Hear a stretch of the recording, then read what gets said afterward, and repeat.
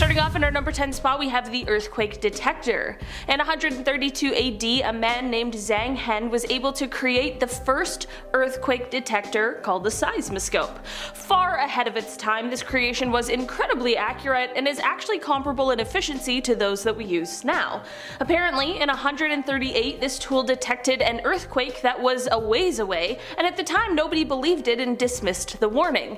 A few days later, a messenger arrived and asked for help, which confirmed that this thing really did accurately detect an earthquake and where it was coming from. Researchers still aren't sure exactly how it works, which is so crazy, but I guess some things are just meant to be a mystery. But it's deadly. Information coming here at number 9. SCP-701 is a 5-act play named The Hanged King's Tragedy. There are multiple copies of the play on lockdown in an anonymous storage site in the SCP Foundation. The observed behavior surrounding SCP-701 is as follows. A group of people decide to do a play, The Hanged King's Tragedy, and as they start rehearsing it, they notice that the content changes every time they meet up. But they don't really realise it, just something weird's going on. As the play begins for its opening night, it's a sellout, a mysterious figure, SCP-701-1, appears on the stage at the end of Act 1. Now the figure is a tall humanoid dressed in black with a hood over its head. The audience noticed, but the cast do not. The audience obviously think it's part of the play, and they're enjoying it. He then continues to appear at intervals before officially coming on stage as the Hanged King during Act 5. Under his gaze, the cast then begin to kill themselves on stage until they're all dead. This is when the audience realise that actually this is no play. Riots break out in the audience, and if any audience member manages to leave, they do so in a daze, committing random acts of violence until they're killed or intercepted by members of the SCP Foundation. If audience members survive and are treated,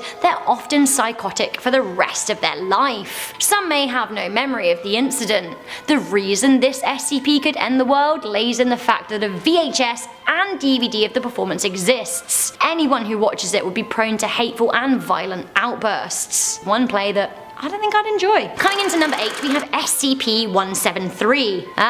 The sculpture. This SCP is all of your weeping angel nightmares come true, although we all do have to enjoy the rhyme of saying SCP-173. Absolutely none of us wants to be around this super creep though, I'm telling you. SCP-173 is on lockdown in a sealed container in Unit 19 of the SCP Foundation. The SCP itself has been known as the art piece, as it looks like some kind of ghoulish contemporary art sculpture from hell. Before we talk about the main concern with the SCP, I'd just like to highlight that it seems to seep feces and blood, which is pretty damn unsanitary. Aside from that though, like with the weeping angels in Doctor Who, you basically never ever want to close your eyes around it. Why? Because if you do, it will come closer and closer to you, and when it does finally get to you, it will snap your neck at the base of your skull. It's a killer, so no blinking. The SCP-173 will not stop until everyone who has ever blinked in its presence is dead. So next up, we kind of basically have the exact opposite of SCP-173 at number 7. We have SCP-096. So,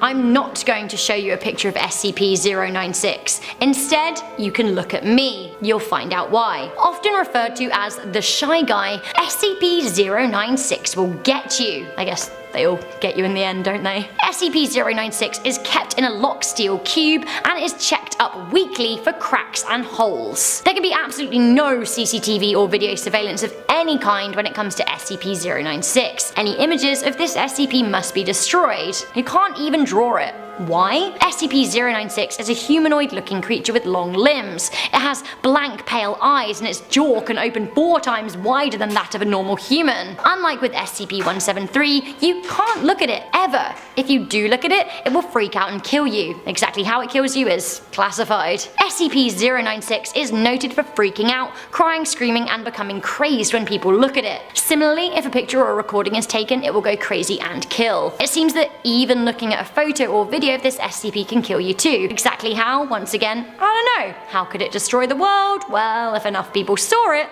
hello, dead. Coming into number 6, we have SCP-1048. Okay, but like an SCP that looks like a teddy bear. I mean, that absolutely can't be good news, can it? And no, it isn't. SCP-1048 at first seems like a lovable teddy.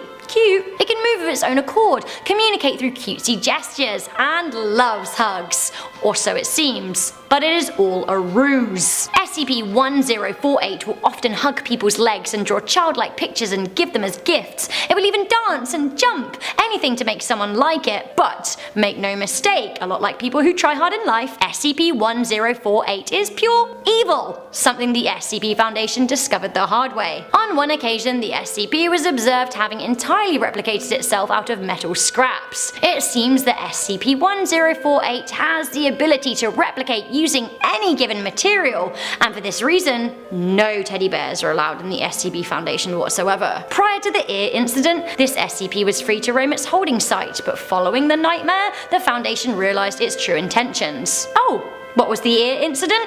Let me tell you. It seems that SCP-1048 replicated itself out of human ears, removing the ears of all of the people around it within a 10-meter radius. A teddy bear made of ears. On one occasion, it appears that the SCP was able to abort a pregnant staff member's baby as it began replicating itself with baby parts. Honestly, a world filled with SCP teddy bears that pretend to be cuddly but then use deception and murder in order to replicate, honestly, it sounds like a dangerous world to me. Coming into number 5, we have SCP-1471. SCP-1471 will wreak havoc with your mobile devices. It's a free app usually named Mallow or version 1.00 in app stores. Now there's no listed developer, and somehow it's able to bypass approval. Once the app has been downloaded, users won't see any icon or shortcut and they will not be able to delete it. They're doomed. The SCP will then begin sending images to the phone every 3 to 6 hours. The image will contain SCP-1471-A, a humanoid with a goat-like skull with black hair. In the first 24 hours, the images will show the figure at locations frequented by the individual who downloaded the app. In the following 24 hours, the SCP will show up at places recently visited by the individual. After 72 hours, the individual will receive real-time images of SCP-1471-A within close proximity to them. Those who have had the app for 90 hours or more will begin to visualize SCP-1471-A within their peripheral vision, or even their reflections, or both. From then on in, it's a downward spiral. Individuals will actually see the SCP, who will try and communicate with them in a language that they don't understand. So,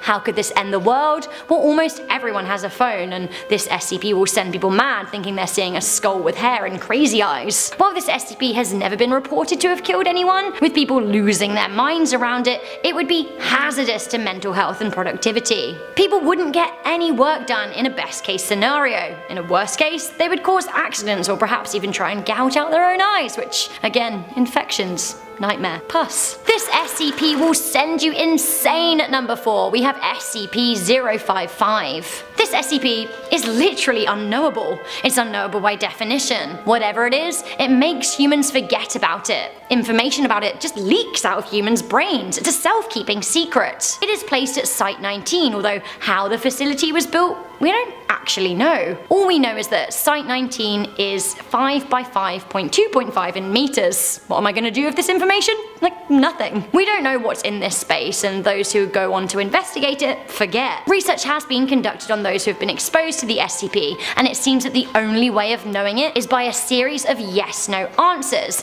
Now the loophole here is that while you can't know what it is or say what it is, you can know what it isn't. It seems one question was asked if it was a sphere, to which they said no, but afterwards they didn't know what they were being asked, so not a sphere. Good. Great. What is it? Well, we don't know. To me, this makes me worried because it means we have no idea what it's up to. It could absolutely be plotting to end the world, and knowing the SCP Foundation, it probably is. Shall we start with a picture at number 3 to get the ball rolling? Sure, here it is. This is SCP-610, and it's an infection that causes serious and grotesque mutation. Hip hip hurrah, and we're back to pus again. Exposure to SCP-610 at first leads individuals to develop an itchy rash along with skin sensitivity. The rash will turn into heavy lesions and areas of what look like fresh scar tissue. These scar tissue wounds will then consume the whole body, and the process gets even quicker in warm conditions. It can take anywhere from 5 minutes in hot conditions to 5 hours in cold conditions, and it can absolutely destroy a person. The infected then no longer resembles a person and starts functioning at very high high speed. The infected skin will start to grow rapidly and move of its own accord, with limbs becoming long and then branching out like roots, forming other fleshy limbs. Look! Without containment, they will continue to grow, and any living organism who touches it will become infected too. Infection is spread by touch, and sometimes even spores in the air. The infection was first noted in Siberia, and while it has been contained, it hasn't been destroyed. The areas infected continue to be so, and they are protected by SCP under the guise of military operations. If the containment was breached, then this infection could absolutely destroy the world. Coming into number 2, we have SCP-1548. Well, to me, this really is the baddie to end all baddies, except our number 1, of course. SCP-1548 is cosmic, and it wants us dead. SCP-1548 is a living star, an evil solar system moving towards us at breakneck speed. It seems this SCP was first discovered in the 1970s, with astronomers thinking it was simply another star, until it started moving towards us at increasing speed. Oh, and it's speaking to us via radio signals. It's a sentient star. Hurrah! So, what's it saying? That it wants to destroy all life in its path and it finds us pathetic. Good! Oh, and it also knows we're watching it too. How will it destroy us? Well, it seems it will steal us from our sun's orbit and then gobble us up in its fiery mouth. How long until it reaches us? Well, that's classified. Finally, coming into number 1 when you thought it couldn't get any worse. It does. It's the Scarlet King. The original SCP, or the original evil. The Scarlet King was originally named as SCP-001 until the SCP Foundation realized that actually he cannot be categorized as he is malice itself. Let me explain. It seems that the Scarlet King is a creature, to quote Jack Finch, whose sole demonic occupation is to usher in Armageddon and the end of all creation. Sure. The Scarlet King is the most malevolent entity in the universe and was born alongside the Tree of Knowledge, or so they say. The Scarlet King is as old as knowledge itself, and it seems that he's the overlord of darkness itself too. So basically, he's the devil.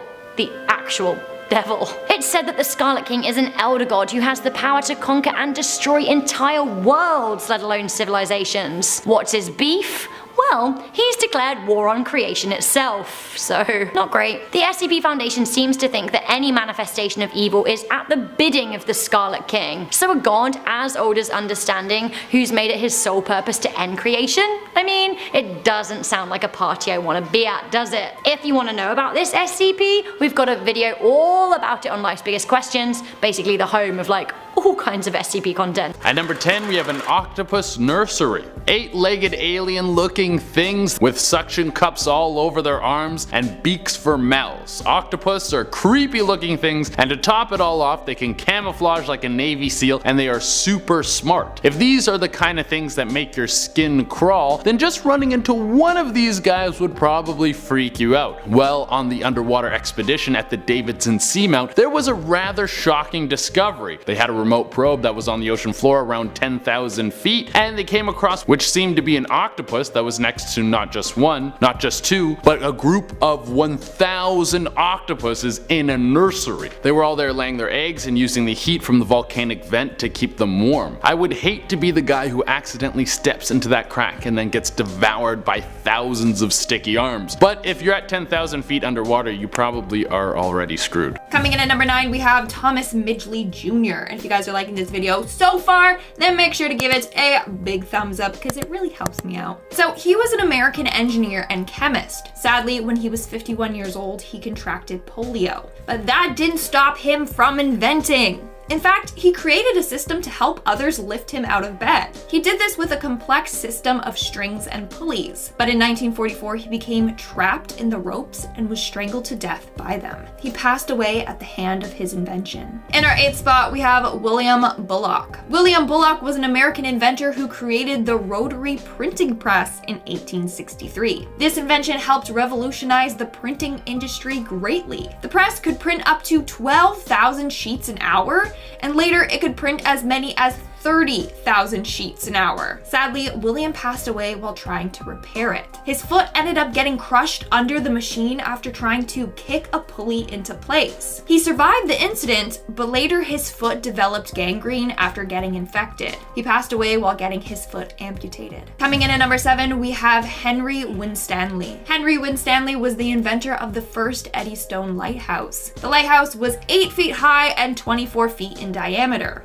His other designs failed, but he had high hopes with this one. In fact, he wished, and I quote, to be in the lighthouse during the greatest storm that ever was. And, well, his wish did come true. On November 14th, 1698, the lighthouse became operational. Here's the thing. Over the years, the lighthouse began to deteriorate. One night, there was a huge storm warning, and Henry would get his wish to be in the lighthouse during a storm. But the lighthouse was no match for the powerful storm. That night, the lighthouse collapsed, taking the lives of Henry and 5 other men. Moving on, at number 6, we have Marie Curie, a great chemist who won a Nobel Peace Prize in 1903. Curie is known for a number of things. She discovered the elements radium and polonium. Due to her work and research, she is credited with inventing radiography or X-rays. Sadly, for her work, she was often exposed to radiation. This was before they knew the dangerous effects that ionizing radiation has on the body. She would often do her experiments in a shed with no safety measures. And apparently she used to carry around test tubes containing radioactive isotopes in her pocket. She even kept them in her desk drawer. So yeah, that's not safe. In July of 1934, she passed away from aplastic anemia as a result of her exposure to radiation. We are now at our 5th and halfway mark with Alexander Bogdanov. Alexander can be thanked for the invention of blood transfusions. That has saved countless lives. But he started doing blood transfusions to see if there were any rejuvenating effects. All throughout the 1920s, he was running experiments on this to try and achieve eternal youth. He had 11 blood transfusions and was adamant that it was helping him.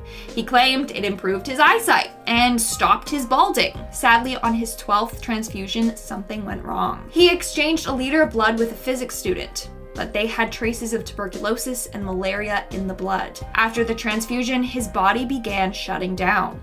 On April 7th, 1928, his heart failed and he passed away. In our 4th spot, we have Sylvester H. Roper. Sylvester was responsible for inventing the world's first motorcycle. How it worked was it was basically a bicycle with a steam engine attached. For 13 years, he used his invention. It was cool, but it didn't go very fast. In 1896, though, he got it to go up to 40 miles per hour. On June 1st, 1896, Sylvester took his invention out for a ride to show off his new speed. However, while on the ride, he actually suffered from a heart attack, or so they believe.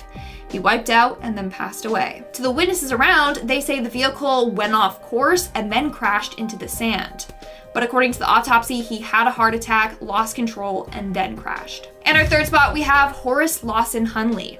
Horace Lawson Hunley invented the submarine, but it was never as successful as he wanted. His first design ended up trapping 7 sailors underwater. They all sadly passed away. So he went back to working on it to make it bigger and better. But his second model was a fail again.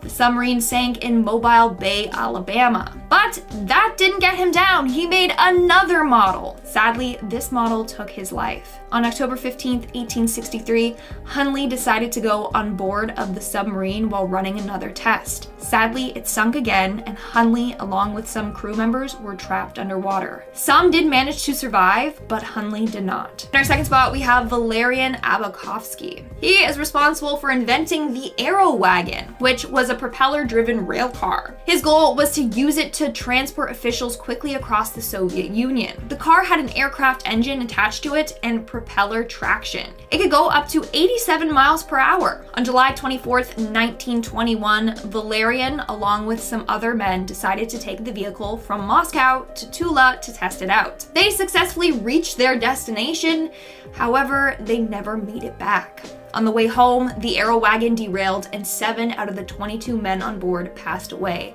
including Valerian. And in our number 1 spot, we have Franz Reichelt. On February 4th, 1912, inventor Franz climbed to the top of the Eiffel Tower. His plan was to jump off and use the suit he made to fly down to the ground. The suit he wore was a wearable parachute and resembled just a big cloak. At first, he said he would test the suit out with a dummy, but that day, for some reason, he said he was going to make the jump himself. Although past attempts with the dummy failed, he was still determined to try his invention out himself. Around 8:22 that morning, he was on top of the Eiffel Tower. He stood there proud and then stepped off the ledge. Sadly, the parachute folded around his body immediately and he plummeted down to the ground. He left a 5.9-inch crater in the ground, and as you can imagine, his injuries were gruesome. But apparently, an autopsy revealed that he passed away from a heart attack during his fall.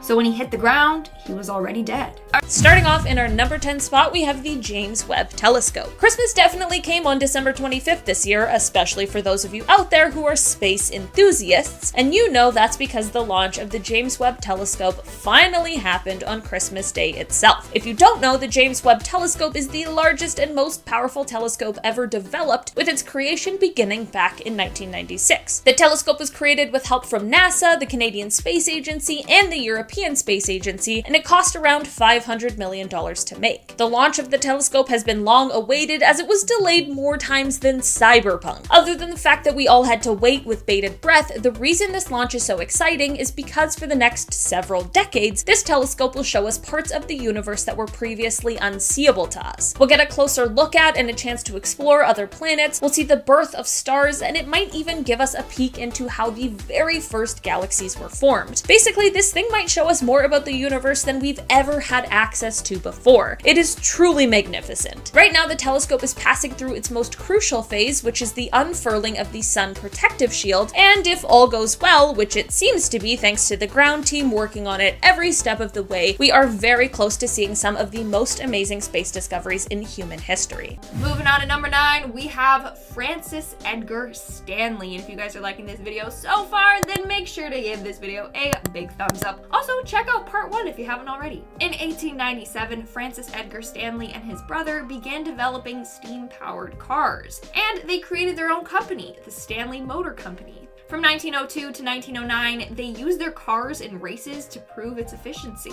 In fact, they often would place better than gas-powered cars. In 1906, the two built a steam car that won a record for traveling the fastest mile, which was 28.2 seconds, which means it traveled at 127 miles per hour. Sadly, in July of 1918, Francis passed away while driving his car. He's not sure how fast he was driving, but he swerved off the road to avoid hitting some horse-pulled farm wagons and ended up crashing into a pile of logs. The crash took his life. Also, if you guys hear banging, it's because we're getting construction done and it's really distracting, and yeah. Moving on, at number 8, we have Max Valier. Max Valier is best known for his invention of the rocket car. In 1928, he created these rocket cars that could travel up to 145 miles per hour. He invented this because of his desire of traveling between Berlin and New York City in just 1 hour. A year later, he created a rocket-powered sled that hit 250 miles per hour. But that wasn't enough for him. He wanted to go faster. His end goal was to actually help with spaceflight. Sadly, he never got to. In 1930, Max started to experiment with rockets using liquid propellant. But it all went wrong when one of his rockets accidentally exploded. Sadly, he passed away in this explosion. In our 7th spot, we have Wan Hu. Wan Hu was a 16th century Chinese local government official. Believe it or not, he wanted to become an astronaut before the word was even coined. Basically, this guy invented a makeshift rocket ship that he thought would propel him to the moon. He tied 47 rockets to a large wicker chair. Don't come at me, apparently they had form of rockets back then, okay? Anyways, then he had 47 assistants each light one fuse. There was a lot of smoke, a huge bang, and then when the smoke cleared, Hugh and the chair were gone.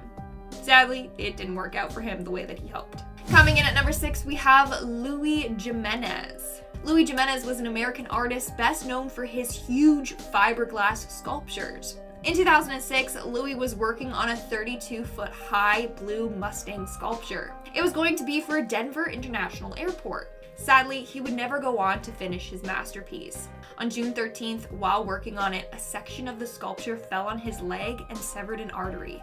He sadly passed away. We're now at our 5th and halfway mark with Thomas Andrews. Thomas Andrews was a shipbuilder. What ship did he design and build, you may ask? None other than the Titanic.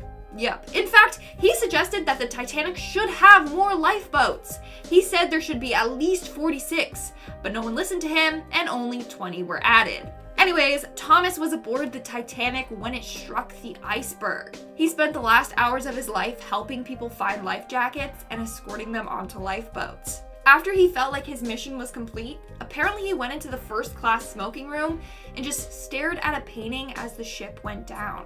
Sadly, his body was never recovered, but he went down as a hero. Coming in at number 4, we have Louis Slotin. Louis Slotin is said to be one of the brightest minds of his generation. At one point in his life, he went to London to get his doctorate in chemistry, and then he was actually recruited to work as part of a top secret team to develop the atomic bomb. He was mainly working with uranium and plutonium and other very dangerous chemicals. Sadly, in May of 1946, his hand slipped and he accidentally sent off a fission reaction. This released a burst of radiation hitting him directly. In one version of the story, he actually threw himself over the radioactive materials to protect his colleagues from this blast. He died less than 2 weeks after his exposure. I think that's incredible though, if he really did sacrifice his life to protect his colleagues. Like, what a man. Hit that thumbs up button if you agree. Moving on at number 3, we have James Douglas. And it's weird because I have a friend named James Douglas Ho, but you know, it's not the same person, clearly. I mean, unless he's a time traveler, who knows? James Douglas was the 4th Earl of Morton. In 1564, in Edinburgh, inventors were asked to submit their ideas for an invention that could kill people in a clean manner. James ended up inventing a guillotine-type device that could slice a person's head off in one stroke. Well, guess what? In 1580, he was arrested and charged with being an accessory to murder. He then was sent for execution. And what device did they use to do this? None other than the killing machine that he invented. So he quite literally lost his head to his invention. Coming in at number 2, we have Karel Sowsick. This guy was a crazy Canadian stuntman that wanted to do the biggest and most daring stunts out there. One of the stunts he did involved plunging over the Niagara Falls in a barrel that he designed. The barrel was padded and designed so that he would be protected from the jagged rocks at the bottom of the falls. In 1984, he went over the falls and survived. He was injured, but he still managed to complete the stunt. On January 19th, 1985, Karel decided to partake in another stunt. This one, however, would be his last. So for this stunt, he invented a shock-proof padded barrel. His goal was then to be in the barrel and dropped from 180 feet and plunged down into a water tank below. Sadly, on his way down, the barrel missed the tank. It hit the rim of the tank and he was cut from the barrel. He passed away shortly after. And in our number 1 spot today, we have Lisi. Lisi was a chancellor from the Qin dynasty during the 3rd century BC. Well, he invented something called the 5 pains, or the 5 punishments. And it was a very brutal torture method. Basically, the victim would be subjected to 4 very painful and gruesome punishments. After the 4th one, the victim would be executed. So first, their forehead was branded. Then their nose was sliced off. Then their feet. Then their private area. And then finally, they were executed. By that time, the victims were in so much pain that they wanted to be put out of their misery. Now, here's the thing. In 208 BC, Lisi was arrested and charged with conspiring to prevent Fushu from becoming the next emperor. He was then sentenced to die by his own invention. Yeah, I bet he wished he never came up with that in the first place. Ouch. I guess that's what they mean by what goes around comes around. Starting off this countdown, we have Henry Smolinski. Henry Smolinski was the inventor of the flying car. Yeah, you heard me correctly. Well, at least he tried to create a flying car. But he's on this list, so as you know, it didn't quite work out for him. So Henry, along with his partner Hal Blake, created this by pairing together a car and a plane. He took the wings of an aircraft and configured it onto a car. As you can imagine, they had quite a difficult time with this. During the first test, they experienced engine failures. In 1973, they encountered trouble with the plane wings. On September 11th, 1973, Henry and Hal were taking their invention for a spin when the wings detached from the vehicle during a test flight. The car crashed down into a pickup truck and burst into flames. Apparently, a bad welding job was responsible for this.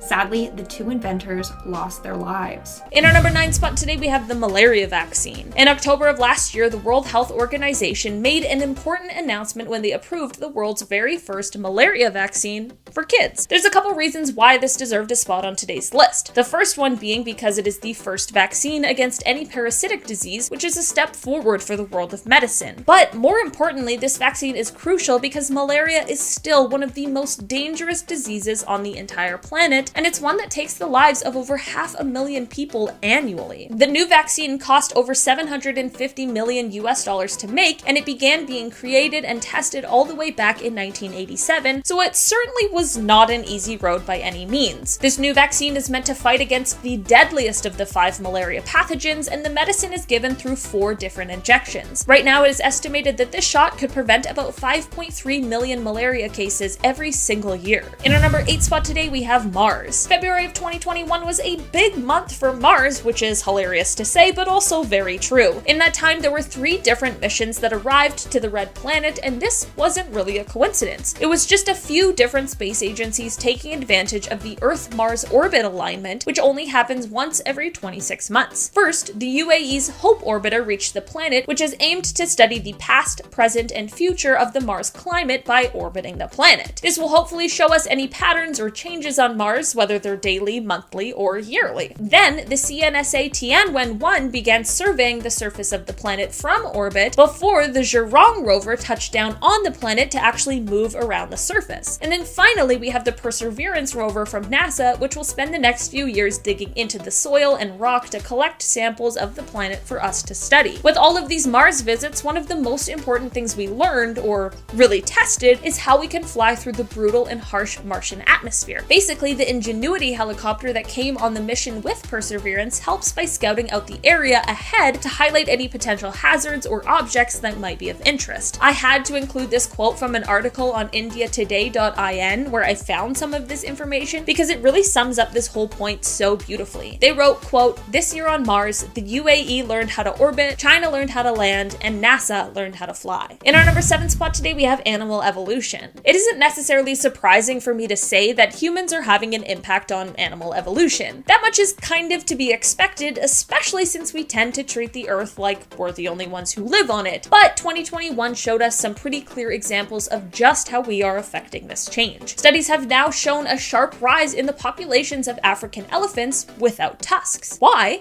Well, because of poaching, of course. Poachers killed so many elephants with tusks, especially during the Mozambican Civil War from 1977 to 1992, which left the females without tusks more likely to pass on their genes. Another more indirect way that humans are impacting animal evolution is with the changes that we are experiencing in the climate. A study from Trends in Ecology and Evolution has shown that bats are growing to have bigger wings and rabbits are growing to have longer ears, and these are both likely to dissipate more heat into the surrounding area and cool them down. A study in Science Advances suggested that 77 species of birds found in a remote patch of the Amazon rainforest were found to weigh less and have longer wings, most likely as a result of rising temperatures as well as the changes in the rainfall pattern. In our number 6 spot today, we have the early humans. This scientific breakthrough involves one of the earliest human species, Neanderthals. Some very cool paleontologists from Madrid created a 3D model of the ear structure of Neanderthals. That alone is just an unbelievable sentence. Scientists in 2021 recreated the ear structures of an early human species that lived 130,000 to 40,000 years ago. And that's not even the wild, crazy discovery. I love science. So, they created these 3D models, and it made them then realize that Neanderthals may have had the ability to speak and hear just like Homo sapiens, which is of course the modern human species. Every year we uncover more and more data and material that challenges what we once thought we knew about the early humans. It is so fascinating and interesting to watch it all all unfold. In our number 5 spot today, we have Early Humans Part 2. Remember when I just said 2 seconds ago that every year we learn more that changes what we once believed about the early humans and the history of humans?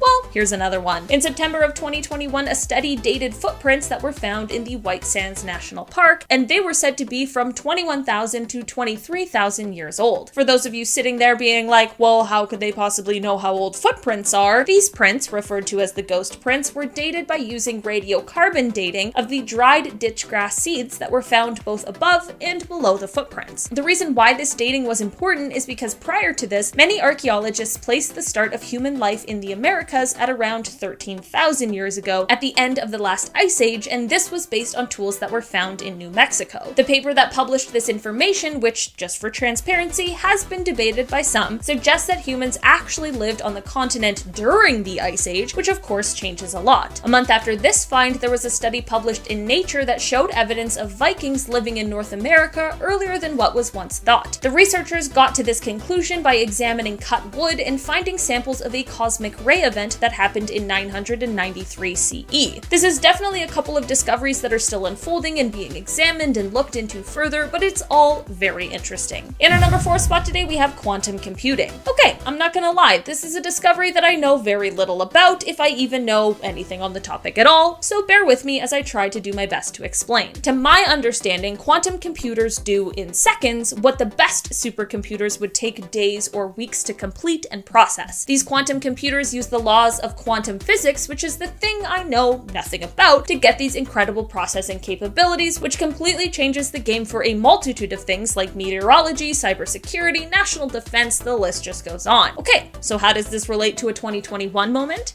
Well, in November of last year, IBM launched the 127 Qubit Eagle, which is the most powerful quantum processor ever. Then a company called Quantinum launched a cloud-based cybersecurity platform called Quantum Origin. Meanwhile, I'm in 2022 still trying to figure out what the cloud is. This is said to set the stage for quantum computing to start rapidly evolving, so I guess I'm gonna need to catch up. In our number 3 spot today, we have Heart of Titanium. With the understanding that heart disease takes an estimated 17.9 million lives around the world every year, it makes a lot of sense that for over 50 years, doctors have been trying to find a way to build an artificial heart, and 2021 saw us getting the closest we've ever been. An Australian research team called Bivacor built a titanium heart that uses something called spinning disc technology. Basically, it of course doesn't operate like a normal human heart, but instead it tries to one-up and improve the regular old evolution perfected human heart and give it an even better way to pump blood around the body. It has a circular pump that is suspended between 2 magnets that lives inside of this titanium heart. Right now, there has yet to be a full human trial, which makes sense. These things take a lot of time, and it's certainly better not to rush them. The promising news, though, is that the artificial heart has been successful so far in both scenarios in animal trials, as well as when used temporarily on heart transplant patients. In our number 2 spot today, we have coral reefs. Whether you believe in climate change or not, we can all agree that in the last few decades or so, we've seen a lot of natural disasters. From forest fires to droughts and heat waves. Maybe this is a result of climate change, maybe this is just how things go. I'm not here to argue with you, I'm just here to tell you about how this uptick in natural disasters affects our planet. More specifically, our coral reefs. These kinds of disasters and just the general climate of the Earth has an impact on the temperature of the oceans. This change in temperature has caused the reefs, which we forget are living things, to cast out this kind of symbiotic algae that helps them survive, which is then causing the reefs to bleach and then die. In 2021, a huge report was published from the Global Coral Reef Monitoring Network that showed that the oceans had lost about 14% of their reefs in the last decade. Then another study was later published that showed that there was less than 2% of the Great Barrier Reef that was able to escape bleaching since 1998. And this was all published just months after a different study that suggested that half of all coral reefs have been lost since the 1950s. Unfortunately, our coral reefs are in a lot of danger right now, and it affects more than just the ecology of the ocean. It will also impact us as humans. It impacts fisheries, tourism, coastal developments. I'm not saying that all of these are good reasons to care, but if they're the ones that get someone interested, then I guess it's something worth mentioning. In our number 1 spot today, we have the fireball. On February 28th, 2021, reports came pouring in from across the UK of an unusual streak of light that was seen in the sky. These reports were far behind the UK's Fireball Alliance though, as their cameras had already picked up the signal and they were already in the midst of estimating its landing site. That's right, this streak of light was a meteor. It's a remnant of our early solar system that has been flying through space at unbelievable speeds until it came down through our atmosphere and ended its long, awesome journey scattered in a bunch of pieces across rural Gloucestershire. Teams were sent out to be responsible for the recovery of the extraterrestrial material, which was found in a family's driveway as well as in a sheep's field nearby. This meteorite is a rare specimen known as primitive carbonaceous chondrite, which is said to contain materials that have been essentially unaltered since the formation of the solar system 4.5 billion years ago. The pieces of this meteorite can give us insights into the building blocks of the planets, and it can potentially give us clues as to how the Earth came to be this wonderful planet that possesses all of the resources necessary to sustain human life. Starting off this countdown, we have Otto Lilienthal.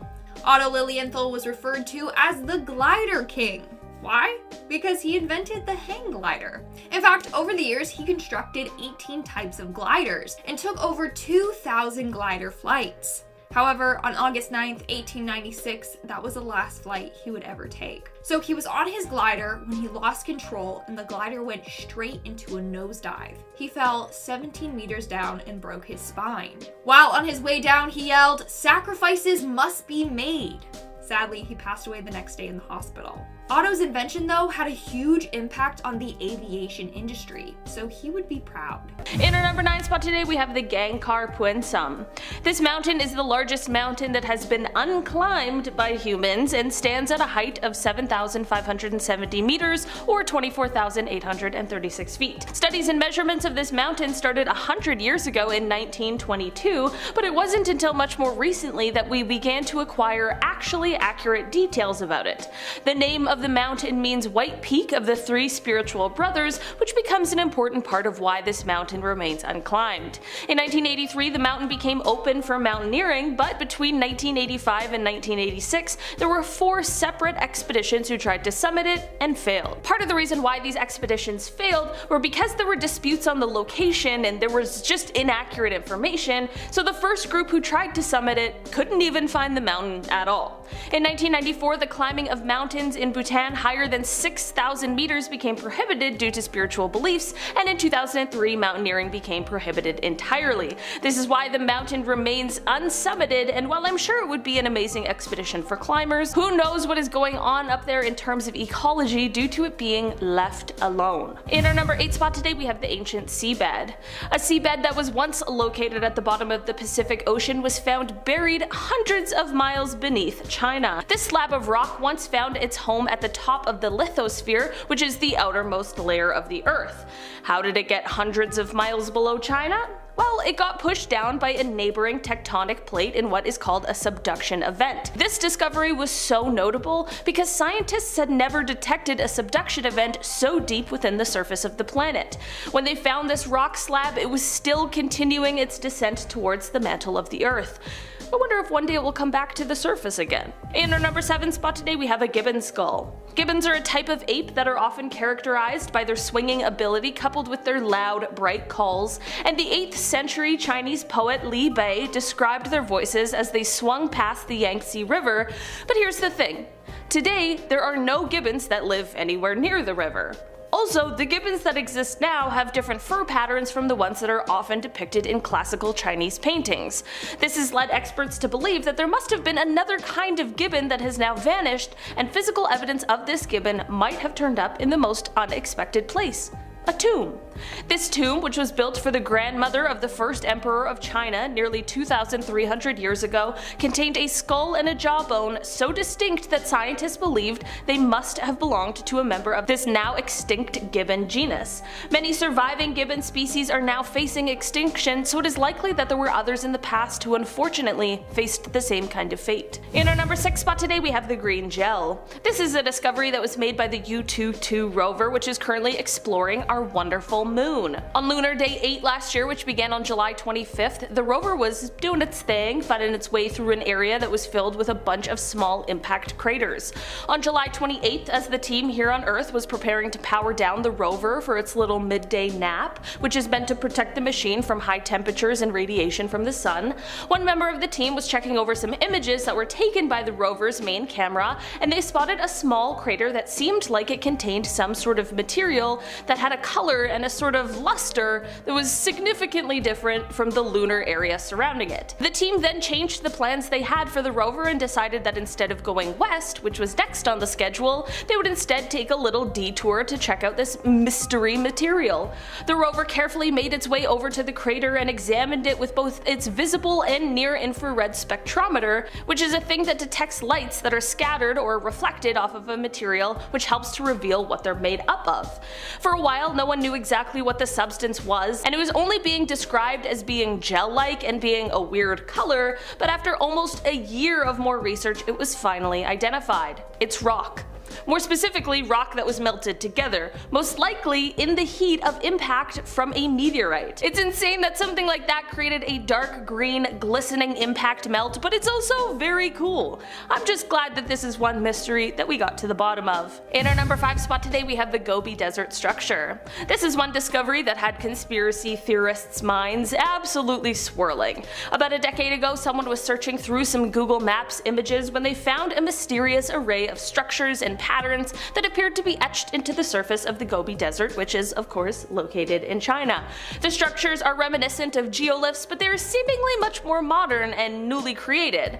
The speculation of what this structure could be or why it was created went wild, with people saying that they were street maps of American cities or messages either to or from some sort of extraterrestrials. The list of bizarre theories just goes on. While this is still sort of conspiracy sounding, this is likely the most reasonable explanation for what these structures are, and that is that these structures are used to help calibrate China's spy and radar satellites. To be fair, this does make a lot of sense, and I don't have any other ideas on what it could be for, so. In our number 4 spot today, we have the Droughts.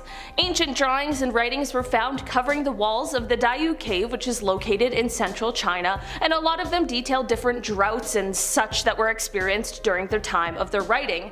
According to these drawings, people would come to the cave for either water or to pray for rain in times of drought. The writings reveal some of the horrors that the people of the time experienced while going through these periods of drought, including severe starvation, social instability, and conflict between government and citizens. While these cave writings show us a difficult time in history, researchers say that the stalagmites that were also found in the cave might show a grim prediction for the future. Since these are formed by dripping water and they form sort of rings, like how trees do, and these rings can give us insights into different things. Based on the patterns of these rings, scientists were able to corroborate the things that the cave writings were saying, but they were also able to make a grim prediction for the future, which is that unfortunately the region may again see one of these catastrophic droughts, this time in the late 2030s. In our number 3 spot today, we have the ruins. Taking over our number 3 spot today, we have the most recent discovery on this list. While archaeologists were digging at one of the most important archaeological sites in China just earlier this year, they found a bronze altar as well as a dragon with a pig's nose, among many other things, in a couple of the sacrificial pits that are seen at this site. In fact, they said the findings were made in sacrificial pits 7 and 8, to which I have to ask, how many are there? Another highlight of the new finds was a bronze box with a tortoise-shaped lid. Inside, this box contained jade artifacts, and even traces of silk fabric were found around it. These finds are so astonishing because every little piece gives us so much insight into the buried secrets of the ancient Chinese civilization. In our number 2 spot today, we have an ancient mystery. While excavating a tomb in China, the team discovered the skeleton of a young man that was riddled with wounds, giving clues as to how he died. The man is estimated to have been about 25 years old at the time of his death, and it is thought that he was harmed and then thrown into the tomb raider's shaft while still alive, which is absolutely gruesome. It is believed that this crime took place between 640 and 680 AD. It appears as though he wasn't a thief because the shaft had begun to be refilled with soil by the time of his death, so we really aren't sure why this young man met this cruel fate. As a true crime enthusiast myself, this is absolutely fascinating, and I wish we could find some answers answers to bring this guy's story full circle, but sometimes these things are just destined to stay a secret. In our number 1 spot today we have the palace. Archaeologists and researchers were certainly baffled a few years ago when they were digging beneath the foundation of the Lifang Pagoda, which sits on Lifang Mountain. Well, digging isn't exactly the right word. To be honest, there was a huge stone or boulder that weighed over 1,500 pounds that was lifted away, which then revealed a stone tablet. Once this tablet was lifted, it revealed a huge underground palace. Inside this palace, researchers found many hidden treasures that included a Buddhist statue, bronze mirrors, coins, and there was also a rusty iron case that was found during the initial discovery, which researchers believe held many relics. The pagoda that sat on top of this hidden palace was first completed in 976 AD, so it is thought that this area remained untouched from at least then until its modern discovery. Coming in at number 10, we have SCP-1591. So SCP-1591 is a big, beautiful, levitating glass star sculpture. It seems that at the core of the sculpture, there is glass in the shape of a star weighing around 12 kilos. This in turn is surrounded by further coloured glass panels weighing 12 kilos each. It's a heavy enough star. Here's a picture for those of you struggling to visualise, and really a picture is all you want here because you actually couldn't look at this SCP directly. It seems that SCP-1591 is kept in a room with 30 high-intensity spotlights pointed right at it. These spotlights need to be replaced monthly. Why? Well, SCP-151 produces a light of its own, which increases in brightness and intensity over time, especially in dark environments. When its light shines on a solid object, it at first becomes transparent and then slowly fades away, hence why the spotlight needs replacing as they slowly break down and stop working. Now, if a person is directly exposed to the light, they will lose the ability to speak and will try and run away. Unfortunately though, the light will destroy them, eventually making them disappear. It seems that SCP-1591's power was increased when the site was bombed in the World War. It seems that as time goes on, the brightness of the lights used to quell 1591 needs to increase. For example, if a 40-watt bulb contained it a week ago, by now it will need a 60-watt, so on and so forth. Each month when the spotlights are replaced, they have to get brighter. Now this SCP can only be stopped by bright lights, but eventually we'll run out of lights bright enough. When we do, it will start evaporating things on Earth, everything around it. I guess our only option is to take it to the sun. Okay, I'm a drama girl, so I will absolutely bite. I love the concept behind SCP-701. At number 9 we have the Siberian lake monster. Of course, if we're doing a list of scary things that live underwater, we have to throw a giant mysterious sea monster on here. What separates the Siberian lake monster from other more popular guys that we have seen like Loch Ness and that kind of stuff is that underwater scans have actually picked this guy up. This thing is deep in Lake Labingcure, and some radar has shown that it looks like a 33-foot long creature is living there. Now this is probably just a skeleton, but if this thing is dead, it means that there was once a giant man-eating monster in this lake. I thought we were supposed to be safe in freshwater. They've nicknamed this thing the Devil, so you know he's a good time and loves company. So next time you go up to the cottage and you're swimming in the water and you feel safe, remember there might be a giant monster lurking underneath the water ready to turn you into a side dish. At number 8 we have the Blue Hole. Now there are several blue holes in the world. There's one in Belize, there's one in the Red Sea, there's a giant one in my heart that was left there from when Reboot ended on a cliffhanger. How are you going to end a show that so many people fell in love with on a cliffhanger? I will never trust again. Well, this one is between Cape Verde and the Caribbean islands. Scientists are really confused about this thing. It's a crack in the bottom of the ocean floor and is several thousand miles long. What's strange about this is there's no explanation of how this happened. It might have been tectonic plates moving around, but when this happened, the Earth will probably start to repair itself and there's been no sign of this. My theory is this is where Godzilla goes to sleep at night. I mean, it seems like the most logical answer. It's either that or the gateway to hell. Like, come on guys, I'm doing real science work here. At number 7 we have the Theyanaguni Complex. This was discovered by scuba divers in the 1980s. I think that's the scariest part about this one. Could you imagine going scuba diving back in the 80s? The technology back then must have been a tube going up to some guy who would blast fresh air down to you using a bicycle pump. I don't even think they had decompression sickness figured out back then. The chances of you coming up the bends was probably super high. Well, if it wasn't for a few divers in Japan who were willing to sacrifice it all to look at some cool stuff, we wouldn't know anything about the Theyanaguni Complex. It's still a mystery as to what this thing is. It looks like some temples that might have existed thousands of years ago, but when the ice age decided to melt, it would have covered this entire area.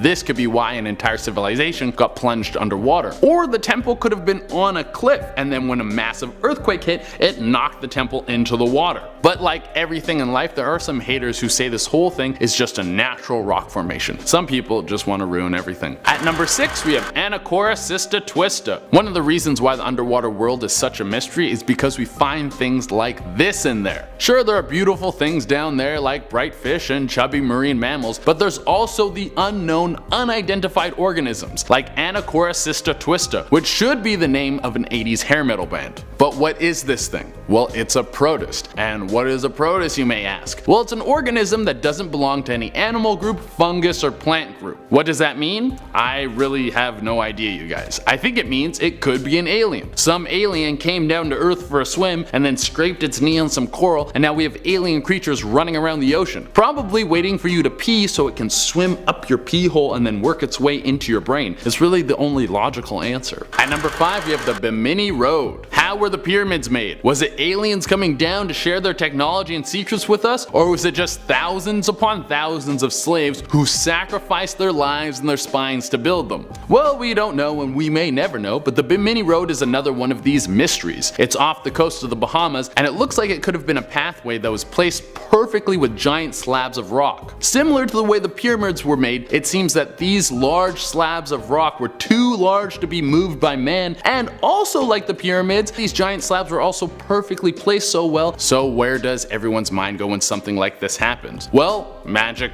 or aliens. The logical answer is that this is a natural phenomenon of the water moving and hitting the rocks to make these formations, but people think that this was made using advanced technology from aliens and could have been the road to Atlantis. Honestly, I like the Atlantis theory much better. It's more fun. At number 4 we have Colossal Squid. Yeah, this thing is a big no thanks for me. So everyone always talks about how there might be sea monsters out there, but this thing actually exists. There's never been one caught alive, but several have washed onto shores dead, and they are massive. The largest one ever discovered was 45 feet long, and it was dead. So you know there was an even bigger one out there that killed this guy. They don't even have suckers on their tentacles, they have hooks. Let me say that again. This squid has 10 giant arms covered in hooks. This thing is straight out of a horror movie. Scientists aren't even sure what something this big eats. They think it probably feeds on whales or your deepest, darkest fears. I wouldn't be surprised if the colossal squid works part-time as a gatekeeper for hell. It makes me think that the old Greek stories about the Kraken might have been real. At number 3 we have underwater circles. Giant formations of circles that are formed underwater and nobody knows how they got there. These mysteries were discovered off the coast of North Carolina, Florida, and Belize. Now what are they? Like many things on this list, myself and the entire scientific community have no idea. But here are some theories. Maybe they were formed naturally by either two things, water currents or some sort of animal mating ritual. Another idea is that these things were made by ancient civilizations before the Ice Age. All these things would have been above ground and might have been art left over by some old-timey tribes. And the third theory is that they look kind of like a bullseye, so it might be some sort of nuclear missile target, and if you hit it hard enough, the explosion will cause some sort of major natural disaster like an earthquake or tsunami, or if we're lucky,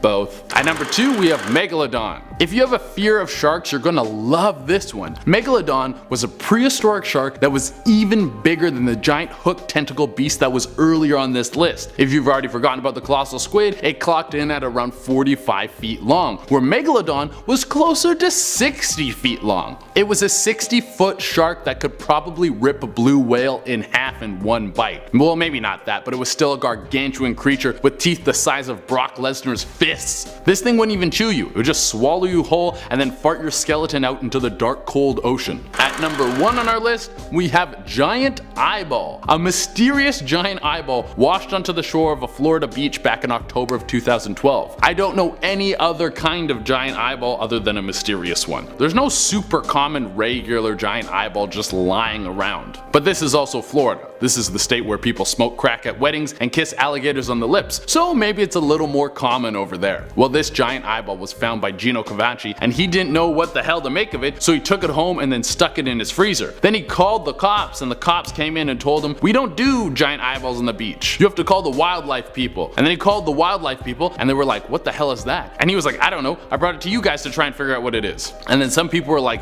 "Maybe it's a sea monster," and other people were like, "No, it's probably from a marlin." And I think in the end, no one really knew what the hell it was. But just so you know, there's giant eyeballs out there just laying around the beach sometime.